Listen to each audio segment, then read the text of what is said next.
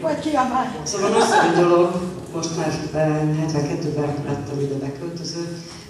Örülök, hogy befogadtatok, és örülök neki, mert azért a gáztanulóval és amit a Tajicskát meg a gáz szerelésben sikerült itt részt venni. Én azt gondolom, hogy ez egy nagy élmény ide tartozni, és nagyon büszke vagyok, hogy ez a civil szervezeteknek az együttműködése az Éva kertjében valamikor itt elindult, és remélem, hogy még sokáig folytatódik, és sok örömet fogunk szerezni minden nagytételének.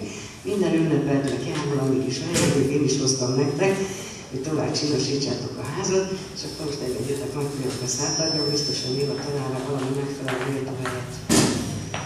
Tehát boldog születésnapot!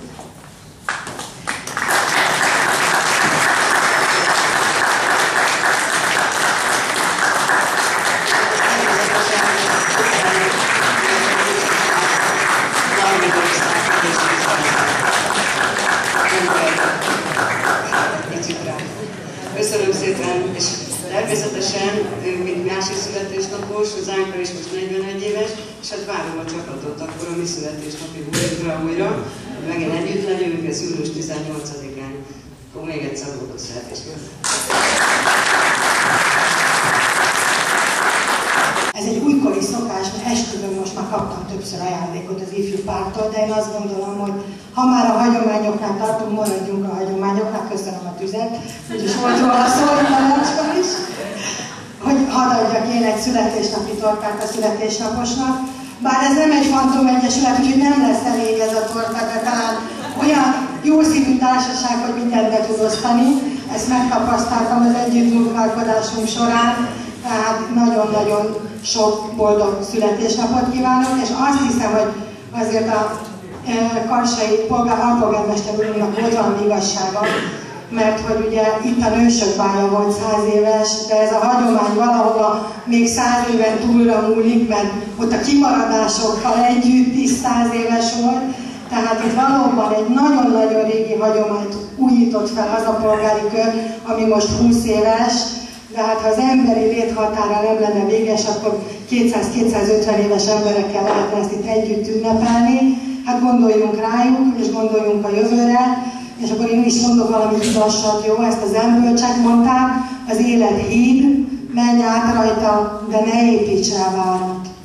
És az a híd, amin mi átmegyünk, azok az emberi kapcsolataink, és az együtt eltöltött örömteli rendezvények, mulatságok, egy kicsit izzadságszagú munkák időnként, aminek a vége nagyon-nagyon jó feloldozásban, együttmunkálkodásban és örömben telik mindig. Fáradtan egy picit, de egymásra kacsintva azt mondjuk, hogy bármi áron megérte, otthon is összekacsintanak a férjeink, hogy hát ezek az asszonyok, de azért csak csinálják. Köszönöm szépen!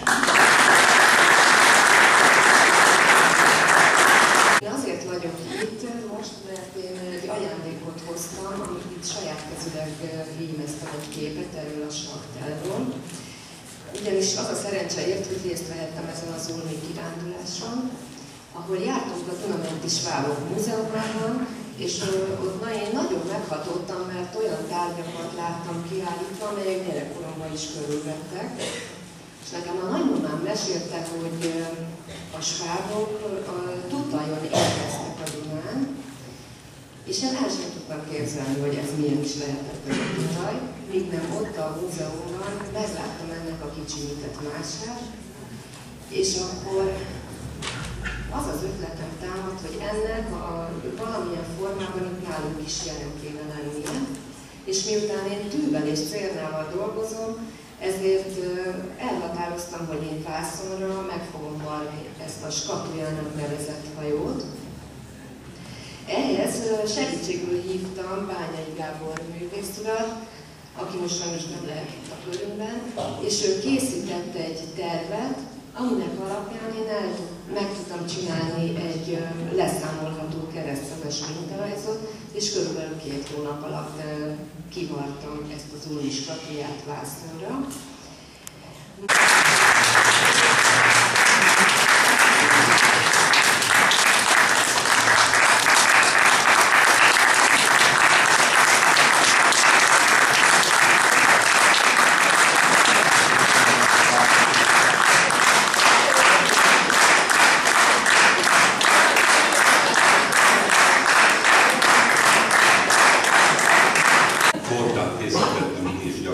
gazdag, szép boldog voltát, de sajnos csak egy szelet jut mindenkinek belőle, mint ahogy bele is csak egy szelet vért, ezt szeretném önökkel megosztani.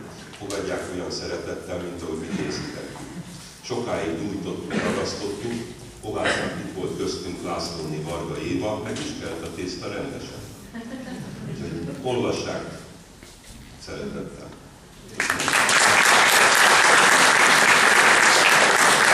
Kedves tétényiek! Én 92 éve Budafokon születtem. Az apám pincemester volt, aki a mai szakiskolának a második tanévében végzett Budafokon. Már után volt jubileumibor, és ilyen lelkes, tapsoló emberek is vannak. Akkor engedjék meg, hogy még egy kis vidámsággal, amit a bor ad kétségtelenül, arról mondjak önöknek egy pár mondatot. Valamikor a filoxéra vész előtt, tehát a 19. század második feléig, amíg ideért ez a filoxéra, addig Nagy Tétény a híres Utasashegyi borvidéknek a tagja volt. Itt termeltek szőlőt, diósárokban ott vannak a pincék. A pincékben bor volt. Tehát most ugye egy polgári egyesületnek az ünnepét ünnepeljük, de abban az egyesületben beletartoznak a tétényi szőlőtermelő polgárok. Mert nagyon sok fiatal ember ül, mert az én szememben minden hölgy, aki itt van, 18 éves. Nekem van egy ilyen fantazmagóriám, amelyik azt mondja, hogy a lányok felett az idő csak addig múlik, ameddig nem lesznek 18 éves. Akkor megáll, csak a fiúk öregszenek. A lányok mind megmaradnak 18 éves. Ez magyarra fordítva a következőképpen szól. Főleg a fiatalok számára sok tanulság van benne. Azt mondja, a bort fogyasztol, mindent hamar megtalálsz benne. A nótát, a vidámságot, a szerelmet, a virtust. Egy van benne legjobban elrejtve, és ezt keresd, a mérték.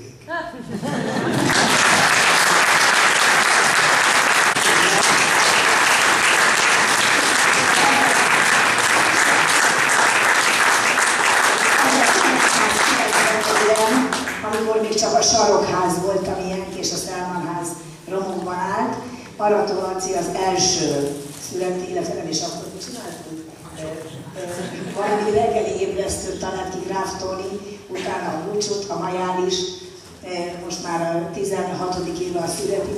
Tehát a Laci és Egyesülete nélkül ezt mi nem tudnánk megoldani. Nagyon szépen köszönöm a hosszú évek óta tartó támogatást, és számítunk rá, de jövőben is szeretném.